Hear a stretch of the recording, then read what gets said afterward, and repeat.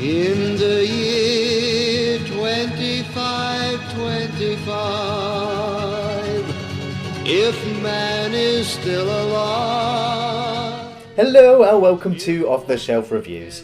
I love battle stags. And I'm Gary, and today we're going to review and discuss Gentleman Bronco, which came out in 2009 by director Jared Hess. Ian, why don't you give us the synopsis? The story follows Benjamin, a young writer who has gone to writing camp. He ends up handing in one of his stories into a competition, and his favourite author steals this idea and makes it his own. At the same time, Benjamin is also trying to fight off a couple of his friends who want to turn his book into their own film. He sacrificed himself, and for nothing. We are useless. We are useless. Easy. This is from writer-director Jared Hess, who got pretty much a huge breakout with Napoleon Dynamite. Yeah. Which, I'll be honest and say now, I didn't enjoy it. Really didn't enjoy it on its second viewing. Ouch. And I've been told that I'm one of those people that don't get it. Fine. I don't think there's much there to get in the first place. Although I will say now that I can give huge credit to Jared Hess for the cinematography, for his writing style, and for the finished product being, incredible for what it is. It's just not for me. I get that much, at least. From there, he would go on to do Nacho Libre with Jack Black. Of course, I'm a huge fan of Tenacious D, and so I wanted to see what he was going to get up to now that he's gone from music to the silver screen. Yeah. And again, it was just like, this is stupid, it's silly, and it's cartoonish, and I don't know, I don't get it. Yeah. Which brings us now to Gentleman Broncos, which I'd never even heard of. And quickly going into this film, I was like, okay, I can tell this is from the director of Napoleon Dynamite. Yeah. But I was captivated by the opening. Just the credits. It's very usually you just want to skip through the credits of an introduction to a film, but this one, I really liked the art style. Yeah. The nostalgic buttons that it pressed, reminding me of all of these old sci-fi fantasy novels. It was just incredible art style. And I was like, okay, take me away, story. I'm going to give you a chance. And then we're soon introduced to very awkward and very strange characters, which is fine, because I do like strange and awkward characters in my films. Yeah. But then I soon realised that everybody, this entire world, is populated with people like this, and therein lies my problem. And guess what? I heated up the hot water bottle so you can sit on it while we drive. I had seen Gentleman Broncos before, a few years ago. It just happened to be on TV, and I just set up to record and watched it the very next day, and I was blown away. Just the film itself, like Gary says, done by the same guys that did Napoleon Dynamite. Those are awkward characters. I didn't get Napoleon Dynamite the first time I watched it. The second time, knowing the jokes, I suppose, that they're doing in the film, I found it really, really funny. This one, I found the same thing. Awkward characters and awkward set pieces, but then turning into real life strange jokes and comedy on situations that you can get into. I got you some new shoes. Only $5 clearance sale at Haymart.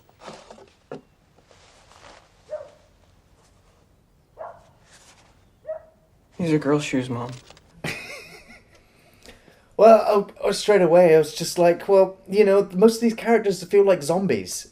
Like, that straight away, he's taken by his mother, who's played awesomely by Jennifer Coolidge, who, of course, is the original MILF. MILF. Mom, I'd like to fuck. Yeah, dude. Oh, yeah. Putting that aside, anyway. As I've said, all of the characters in this film are strange, and so it's all awkward to watch. His mother takes him to the bus, and their team leader is just gormless, and he's talking like he's bored, yet trying to be enthusiastic about where they're going, and it's just like, I think you're really going to enjoy the Cletus Festival this year. It's the best writers' camp in the state. And I guess that's what makes it funny for some people.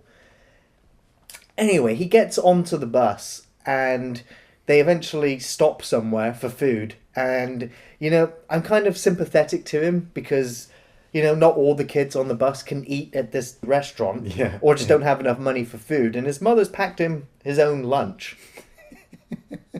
And it's just like, okay, so I kind of feel sad for him. Yeah. And then he gets called over by the team leader to be introduced to a girl. So I'm like, okay, maybe the guy's trying to, you know, get these two people to talk to each other. Maybe he's seen something that, you know, they might work as a couple. Yeah. But then he just sort of, it's the awkwardness he has after he introduces them, like, okay, I've done my bit. He just sort of backs away. I'm just like, okay, so I'm ready for the awkward first meeting conversation between these two now. And it is, because she asks him for money for tampons.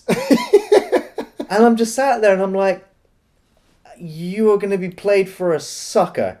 I feel it. It's in the film language. Yeah, yeah. And lo and behold, he's sat back on the bus and she gets back on and she's just armfuls of Armful just of junk snacks. food. Sorry, they didn't have any, so I just bought some treats for me and Lonnie. And then, this is the sequence. This was the cincher. This is what I was building up to back on this bus. It's accompanied by these glorious sound effects of squelching moist horribleness as she squelches this bottle into her hand and presents it to him and says, "Would you please give me a hand massage?" Can you give me a hand massage? But, yeah. Yeah, I can do that.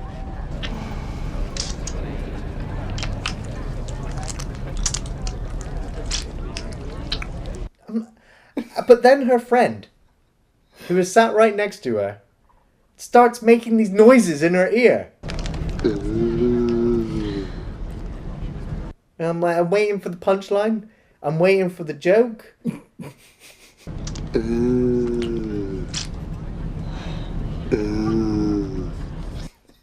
It's still happening.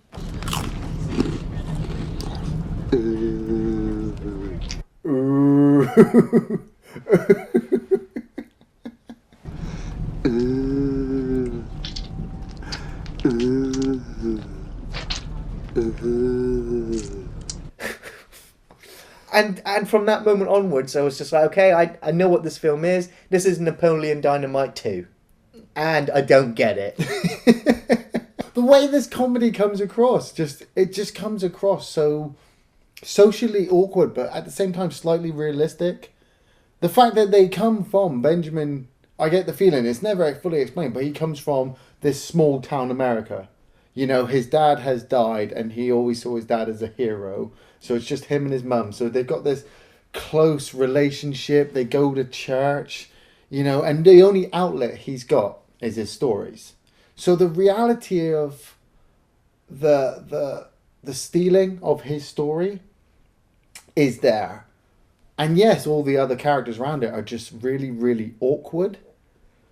But that's what I find so funny about it. But then the film is broken up by the story being told to us in film form by Sam Rockwell. Now, that is either the film's highlight or it's the final nail in the coffin for just absurdity. Relax, Brock.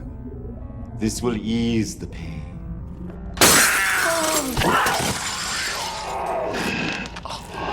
You release me, my cat's hungry.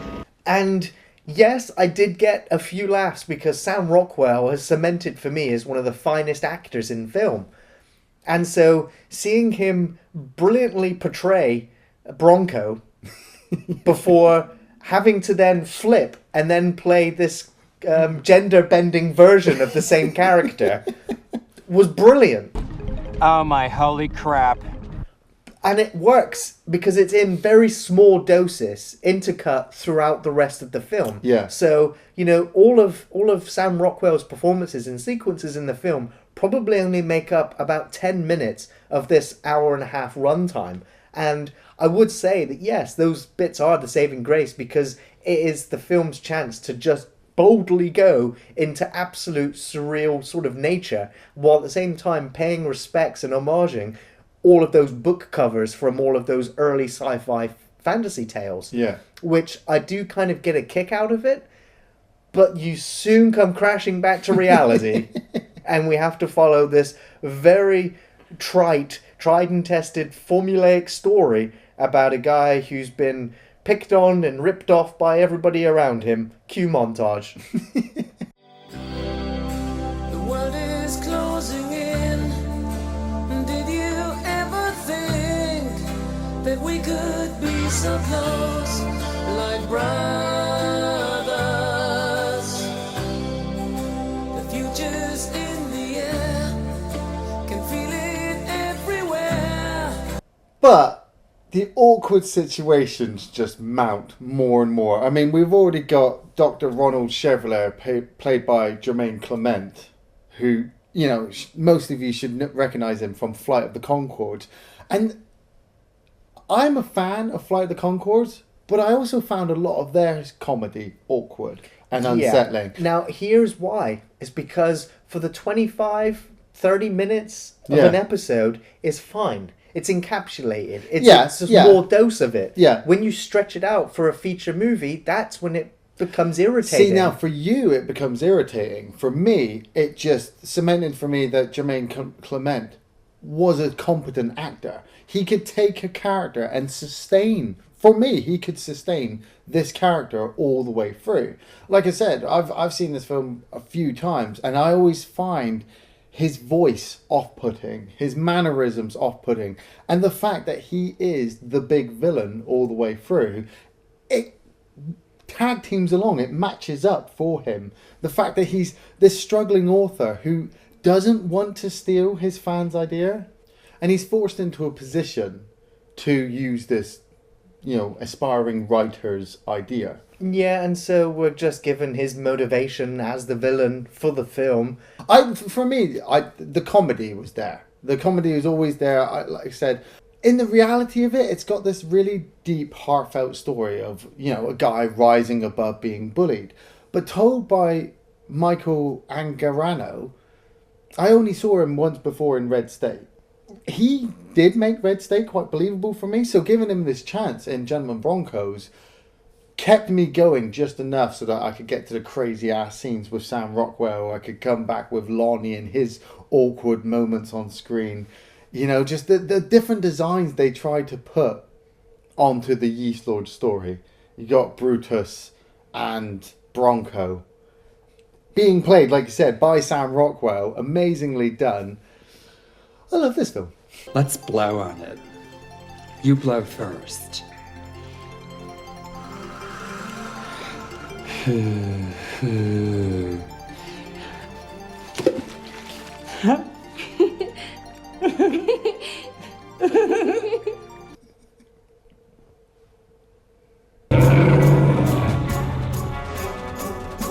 Oh, mother. A battle stag. I hate those.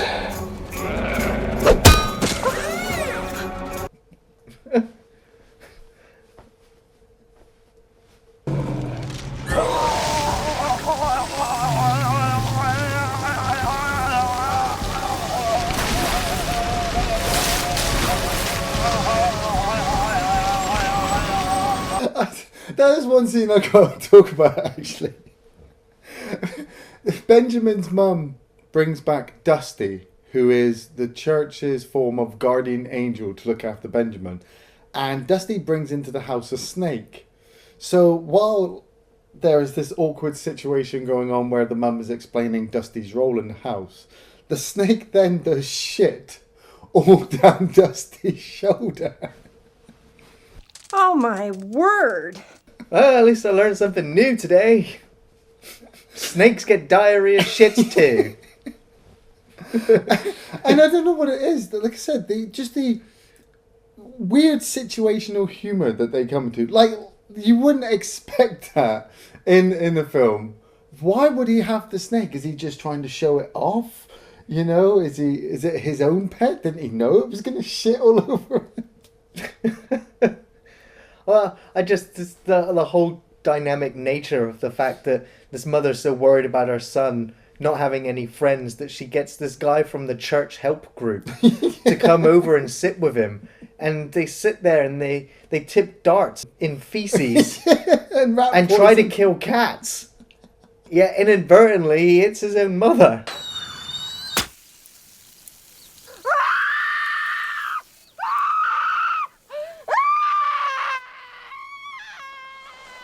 Like, well, your aim is awful. I hope that doesn't pay off later in the film. Oh wait, it does.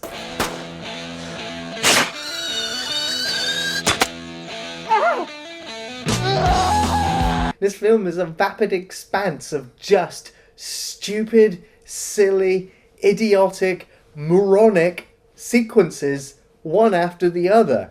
And that is it. But they generally build up to Benjamin's character change. The fact that he starts off as this meek, quiet, no friend young boy, and just like Bronco's story, manages to develop enough that he's going to stand up against people right at the end of the film and take back what is rightfully his that's been stolen from him right at the start. For me, though, I think that's it. The intentional awkwardness is there and played very well by the actors and actresses portraying them. Yeah, okay, like, you could go Gary's side and say, well, it is completely boring. I found it stagnant. Nothing actually ever happened in the whole scene. But for me, you could go with the fact that there is a lot going on. It's just not up in your face, explosive, like a lot of films would put it across. These actors are actually portraying more depth in their zombie-like characters than actual actors would try to do with them. See, we could say it's just stupid, grotesque humor, but it's not all the way through.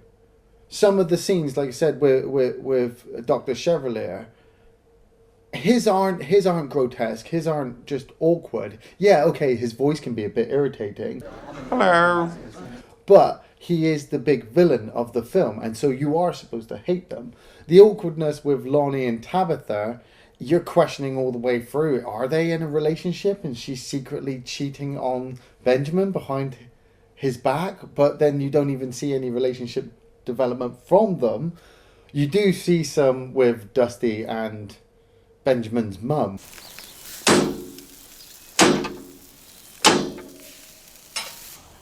Mom's smoking hot. What? But as we already said, Jennifer Coolidge, she is a MILF. You got it. So when she is stood there in her onesie, genie, homemade outfit, I do kind of... There's a sequence where he comes back home and his mother's just stood there crying and sobbing in front of the mirror. And so he's just like, Mum, stop crying in the mirror again. Mom, you need to calm down and stop watching yourself cry. It's like, how long does she do that for? Is that part of the routine? And she has her own collection of assortment of images and artwork that she wants to design these dresses around.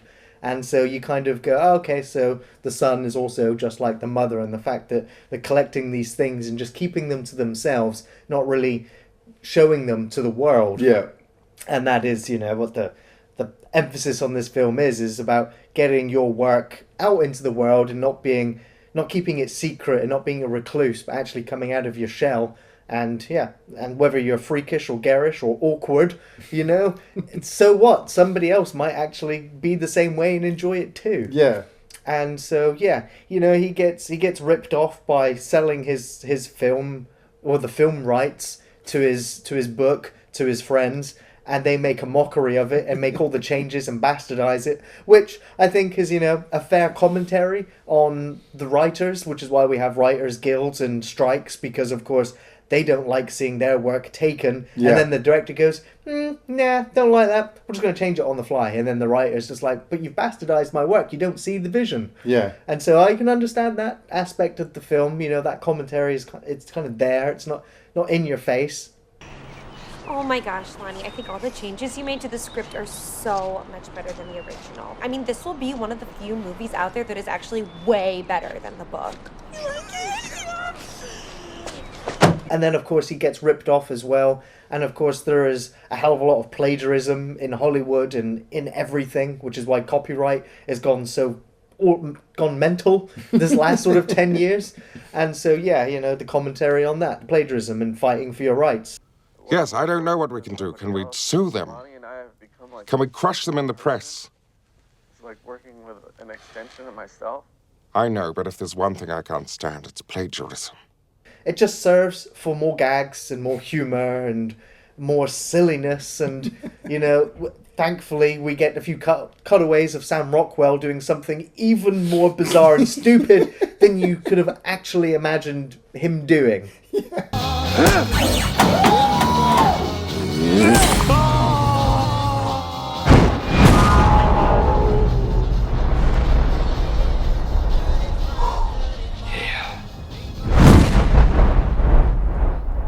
This film, I'm hopefully going to forget about in a few years' time, and eventually I'll categorize it as the other Napoleon Dynamite film, to which case I would also not recommend it. You know, if you've seen this review, you've seen the highlights of the film. If you want to find, you know, if you're a fan of it, I'm not going to knock you. I'm not going to hate on you for enjoying this film, because, you know, it's the same thing with Wes Anderson films. You know, you either get that humor and you like them or you don't. And it's going to be the same with Jared Hess's films. Is you're either going to get it and like it and rewatch it, or you're just going to be like, "That what did I just watch?" I don't feel changed in any way. I don't feel enlightened. There are a few genuine laughing points in the film. I'm not going to say that I sat there stony-faced, straight-faced and pissed off the whole time. I did laugh at a few of the jokes in the film. Unfortunately, they were few and far between, separated and punctuated with just these hilarious, stupid moments.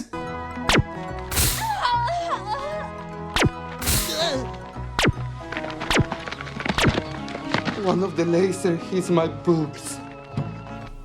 Okay, we can go.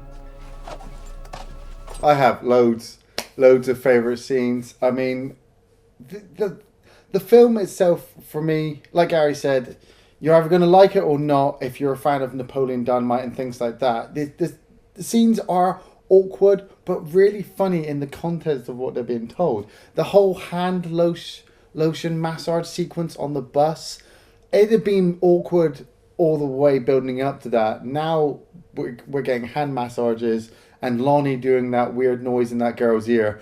I know it's just going to be tripping balls for the rest of the film. Cutting to Sam Rockwell. Every sequence was Sam Rockwell in. But if he's flying a doe or a battle stag, or he's eating cowpat yeast off a floor, is he a transgender, you know, pink blonde wig wearing man? What the fuck is going on? That's what makes Sam Rockwell so amazing. You know, I put those sequences right up there with Moon. You know, throw Gertie in there. It would just be amazing. The snake shitting scene, gets me every time. And then builds up even better to the fact that when they go outside, they've got the pipe and the dart, and he shoots it into the mum's boob. And just the ending as well. You might have gone through the film and been like, when's the big payoff? And yeah, okay, the recipe is the same to a lot of films. But to have the mum turn up at the end and say to him, look, I've been taking all your stories aside and I've been getting them certificated by the Writers Guild, so nobody can ever steal your ideas. You're kind of like, why the fuck didn't you say that at the beginning of the film? But then again, that plays into her character. Well, she wouldn't have been aware of the situation that he was in, and plus you need to save it to the end so that you can have that feel good, happy, everything's going to be okay thanks to your mum kind of mentality. The way Benjamin smiles at the end, I don't think you actually see him smile throughout the rest of the film until that bit, which is nice and heartwarming. I definitely recommend Gentlemen Broncos. I think it's fucking hilarious. The awkward comedy is just brilliant. Sam Rockwell is brilliant. All of the actors pull off their parts brilliantly well. And just for that snake shitting scene. and Sam Rockwell riding a battle stag and vomiting on it. You could just go on, couldn't you? You The could just keep balls, going. the country balls. A 2-for-1 deal. Mom, I am not selling 2 in a sack. Oh, get me the fuck out of here. Thanks for watching Off the Shelf Reviews. Carry on my wayward son. There'll be peace when you are done. Lay your weary head to rest. Don't you cry no more.